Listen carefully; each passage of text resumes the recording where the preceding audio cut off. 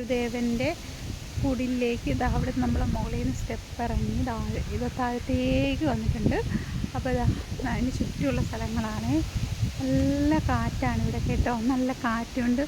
മരച്ചില്ലകളൊക്കെ ഇങ്ങനെ ആടി ഇലഞ്ഞ് നടക്കുന്നുണ്ട്. എന്തൊരു ഭംഗിയാണ് നോക്കി, സൂപ്പർ.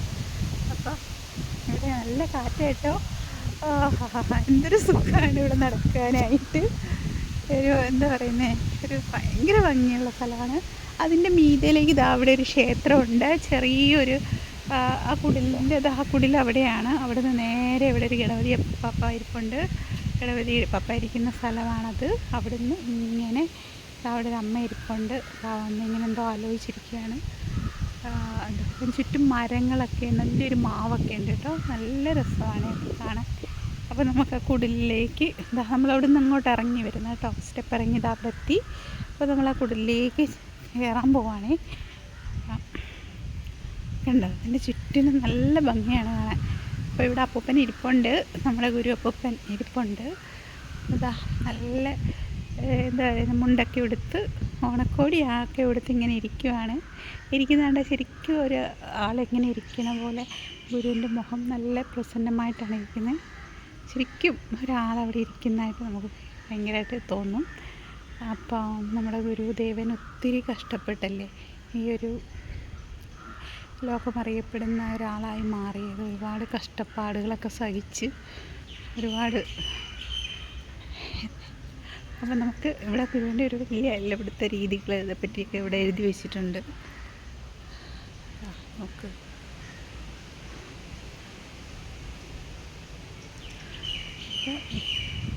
ഇതിന് ചുറ്റും നല്ല എന്താ പറയുന്നത്, ഭയങ്കര ഒരു ശാന്തതയുണ്ട്. അപ്പോൾ ഇതിന് ഫ്രണ്ടിൽ ഒരു വാതിലേ ഉള്ളൂ ഗുരുവിൻ്റെ. അതായത് ഫ്രണ്ടിലേക്ക് ഗുരുവിന് പണ്ടൊക്കെ ഇതിൻ്റെ ഉള്ളിൽ കയറാമായിരുന്നു. ഇപ്പോൾ ഇതിൻ്റെ ഉള്ളിലേക്ക് പ്രവേശനമില്ല. അപ്പോൾ ഇതിൻ്റെ ഉള്ളൊരു അതിൻ്റെ മുമ്പിലൊരു കാണിക്കാൻ വഞ്ചിയൊക്കെ ഉണ്ട്. അപ്പം ബാക്ക് സൈഡ്, അപ്പോൾ നമുക്കിതിൻ്റെ ബാക്കിലേക്ക് പോകാം. ഈ വീടിൻ്റെ ബാക്ക് സൈഡൊക്കെ ഇങ്ങനെയാണ്. ആ വീട് ഇങ്ങനെ വന്നിട്ടുണ്ട്. ആ വീട് നല്ല ഒരു കുഞ്ഞു കുടിലാട്ടോ. ഞാൻ ശരിക്കും കണ്ടോ, അവിടെ കുറേ കരിയാപ്പൊക്കെ ഉണ്ട് കേട്ടോ. എന്ത് രസമാണ്. ഞാൻ ശരിക്കും ആഗ്രഹിക്കുന്നത് അതുപോലൊരു കുഞ്ഞു വീടാണ്. എനിക്കും ദൈവത്തോട് ഞാൻ പ്രാർത്ഥിക്കുന്നത്, എനിക്കും ഇതുപോലൊരു കുഞ്ഞു വീട് കിട്ടണേ എന്നാണ് പ്രാർത്ഥിക്കുന്നത്. ഇത്രയും നല്ല കുഞ്ഞൊരു കുടിലാണ് എനിക്ക് വേണ്ടത്. കണ്ടോ എന്ത് രസമാണ്. അപ്പോൾ അതുപോലൊരു വീട് ഗുരു ജനിച്ച ഒരു വീടാണിത്. അത്രയും വലിയ മഹാൻ ജനിച്ച ഒരു കുടിലാണിത്. ഇതുപോലെ ഒരു കുഞ്ഞു കുടിലെങ്കിലും തരണേ അപ്പാ എന്നാണ് ഞാനെപ്പോഴും പ്രാർത്ഥിക്കാറുള്ളത്. അപ്പോൾ എനിക്ക് ഇതുപോലെ ഒരു മണ്ണൊക്കെ തേച്ചിട്ട് ചാണാനൊക്കെ മെഴുകിയിട്ട് എനിക്കും വീടുണ്ടാക്കണം. ഇങ്ങനെ തന്നെ ഒരു വീട് എനിക്ക് മതി. എൻ്റെ ഗുരുവപ്പ എനിക്കത് തരണേ എന്ന് പ്രാർത്ഥിക്കുന്നു. എനിക്കൊരു കുഞ്ഞു വീടില്ലാത്തത് കൊണ്ട് ഞാൻ എപ്പോഴും ഇവിടെ വന്ന് ഗുരുവപ്പൻ്റെ അടുത്ത് അവിടെ വരുമ്പോഴൊക്കെ പറയാറുണ്ട്. അപ്പോൾ അതിന് ചുറ്റപ്പെട്ട സ്ഥലങ്ങളാണ്. പുറകിൽ നിന്ന് 2 വാതിലുണ്ട്, ഫ്രണ്ടിൽ നിന്ന് ഒരേ ഒരു വാതിലേ ഉള്ളൂ. അപ്പോൾ ഇതിൻ്റെ ഉള്ളിൽ കയറാനൊന്നും പറ്റത്തില്ല. തല കുനിഞ്ഞ് കയറണം. ഹൈറ്റ് തീരെയും കുറവാണ്. അപ്പോൾ പണ്ടൊക്കെ ഇതിലേക്ക് ആൾക്കാരെ പ്രവേശിപ്പിക്കുമായിരുന്നു, ഇപ്പോൾ അങ്ങോട്ട് പ്രവേശിപ്പിക്കുന്നില്ല. അപ്പം കണ്ടോ, നമ്മൾ കറങ്ങി ഇതിൻ്റെ ഫ്രണ്ടിലേക്ക്.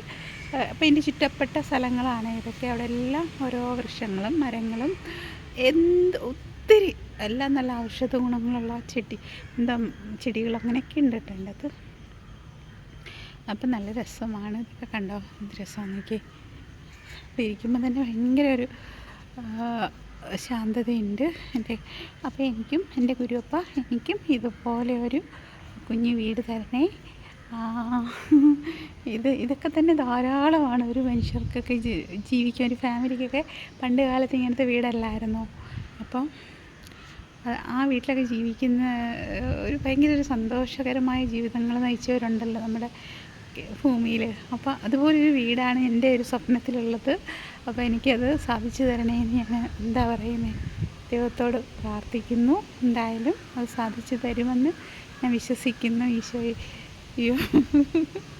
അപ്പം തീർച്ചയായിട്ടും ഈ എന്താ പറയുക, ഒരു ജാതി ഒരു മതം എന്ന് പറയുന്ന നമ്മുടെ ഗുരു ആ ഒരു സങ്കല്പം ഭയങ്കര നല്ലതാണ്. അതുപോലെ എല്ലാവരും ജീവിച്ചിരുന്നെങ്കിൽ വളരെ നല്ലതായിരുന്നു.